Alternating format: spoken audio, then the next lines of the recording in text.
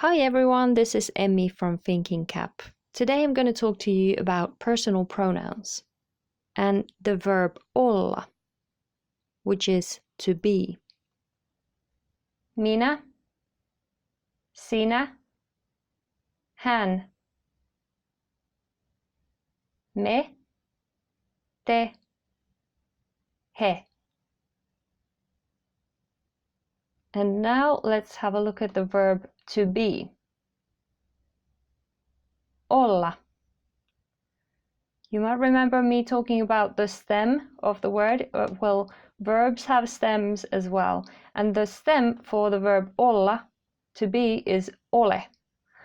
And in this case, you use the stem for all the other persons except for the third person singular and third person plural. So, ole, you just move it there and you add the personal ending.